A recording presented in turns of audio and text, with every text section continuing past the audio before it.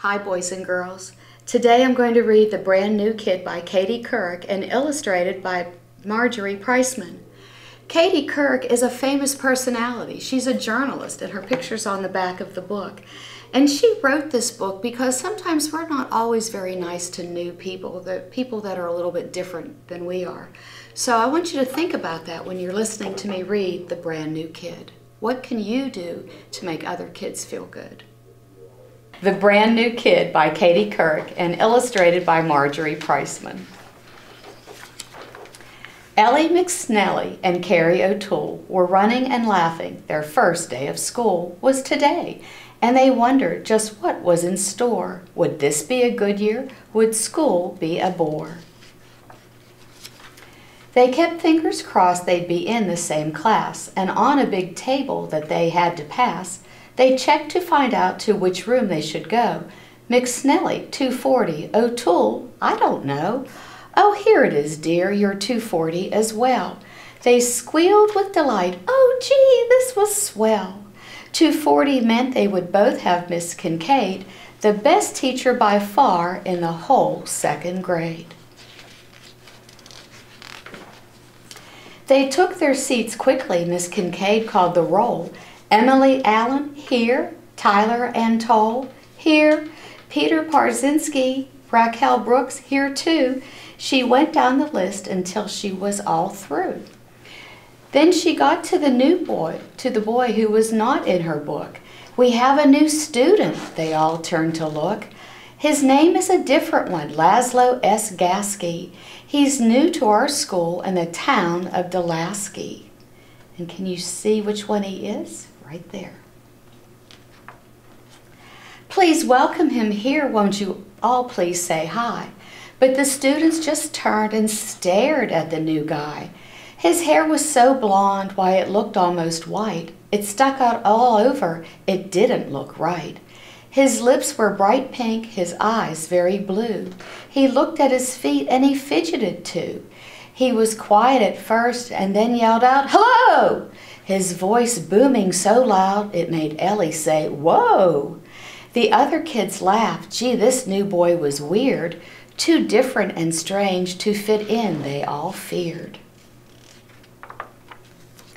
Now, class, Miss Kincaid said, her voice shrill and tight, let's focus on learning and getting things right.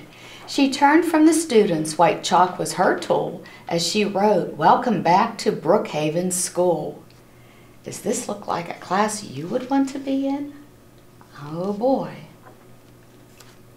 They sharpened their pencils and picked up their books. All morning long they kept shooting him looks.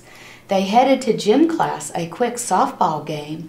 When they went to pick teams, no one mentioned his name. At lunch, Ricky Jensen, who thought he was cool, made everyone laugh when he shouted, "Hey, fool!" As Laszlo was leaving the line with his tray, someone tripped him. His food, it went every which way. The students all froze as they saw Laszlo's face with French fries and ketchup all over the place. How sad he must feel. Look at that. So these first weeks were lonely for this brand new kid. They made fun of him, all that he said and he did. So he kept his head bowed and stopped trying to please and simply prepared for the next taunt and tease. One day after school, Ellie walked out the door and she saw someone she hadn't seen there before. A lady whose face looked so tired and worn. She had tears in her eyes and she seemed so forlorn. "Who is that?" Ellie asked of a student she saw. "Oh, that's Laszlo's mother," said Susie McGraw. "Her son's having trouble. She might pull him out. This school may be wrong for him. She's full of doubt." Ellie watched Mrs. Gasky as she walked toward her car. She thought about how things were going so far, about Laszlo and how he felt different and strange, and wondered aloud just what she could arrange. "I've got it," she said. "I'll ask him to play. at my house or his after school ends one day. The next morning she walked up to him at his locker. Would you like to come over and maybe play soccer? Stunned, he said, please come to my house and play. So Ellie said, sure I can, let's pick a day. How about Thursday, he asked with a smile, a look that hadn't been on his face in a while. Wow, look how much he's changed with just one question. They walked home from school with their books in their arms, passing meadows and fields and a couple of farms. They arrived at his door, greeted by his French poodle, and Mrs. Gasky was there with a plate of warm strudel, kind of like Pop-Tarts with frosting on them, only better.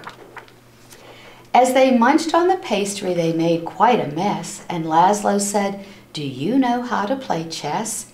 Ellie said, yes, but I'm not all that great. That's okay, he replied, and he soon said, checkmate, game over. That afternoon ended, Ellie said, this was fun. Laszlo just smiled and said, hey, thanks a ton for coming to my house and being my friend at a school in a town where I just don't fit in. At school the next day, the kid stopped her and said, you were walking with Laszlo. Are you sick in the head? Ellie paused and replied, now I know him, you see. Laszlo isn't that different from you and from me. He's terrific at chess and his mom's really sweet. Playing soccer, the guy doesn't have 2 left feet. He may look slightly strange, have an accent and stuff, but if you knew him, you'd like him. It wouldn't be tough. Carrie looked at her friend and she thought for a while, and when Laszlo walked up, she gave him a big smile. Hey, Ellie, hey, Laszlo, do you want to go play? And they all walked outside on a beautiful day.